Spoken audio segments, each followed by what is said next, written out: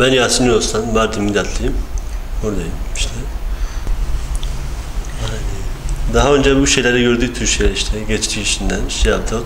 Allah'a çok şükür kurtulduk ondan. Hani hastaneye gittik, şunu yaptık, bunu yaptık, uzak durduk işte. Olduğu ortamlara uzak durduk, girmedik o ortamlara. Allah'a çok şükür bıraktı işte. Kaç senedir kullanmıyoruz. Hani yapalım.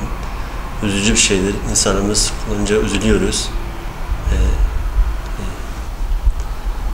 Nasıl kandırıyor işte, gel şöyle bunu yap, bir şeker al. Hani çikolata, şey, böyle yavaş yavaş alıştırıyorlar onları.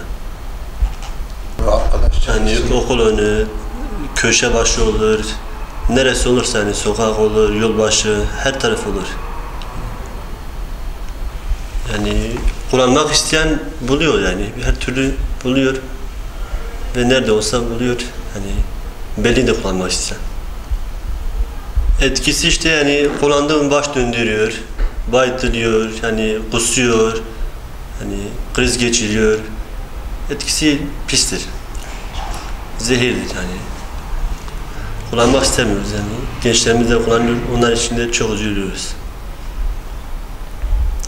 Kullananlar için de bayağı üzülüyordu işte. Bırakılması istiyoruz. Gençlerimiz kitap okusa, bir okula gitseler, bir satranç okulu, bir şey olsa hani öyle bir şey yolu onlara gelir yani. Burada ben temizlik görevlisiyim işte, hizmetli olarak burada çalışıyorum. Ve elimizden gelen için gençlere yardımcı oluyoruz. Vallahi yani buldukça onları konuşuyoruz. Onları bu yoldan döndürmek için uğraşıyoruz işte. Gelin ders çalışın, satranç oynayın, ya bilgisayar oyna, şunu yap işte. Yani onları bir şey veriyordu, bir işe. Valla devletin işte elinizden geleni devlet de yapıyor zaten. Ama hani biraz başarısızdır. Devletle tanışma sürecinizi anlatabilir misiniz? Yani yaşımız küçüktü, cahildik, okul falan okumadık, okul yazımız yoktu. Ne İstanbul'a giderek yani bu şeylere sebep olduk. Yani her ortamda, gittiğimiz ortamda vardı bu şeyler. Başka çaresi yoktu yani, nereye gitsek vardı. Biz de şey olduk, alıştık, iç. En sonunda hani bırakmak zorunda kaldık. Hastaneye gittik, ilaç aldık. Oradan ortamlara bulunmadık oradan. Uzak durduk işte. Arkadaştır nedir, onu kaybettik. İşte sildik onları. İşte buraya kadar ancak geldik.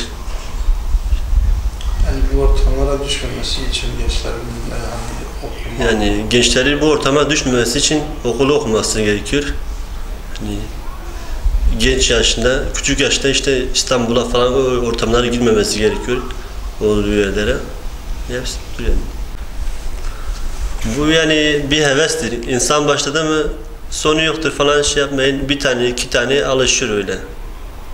En önemlisi bundan uzak durmasıdır işte.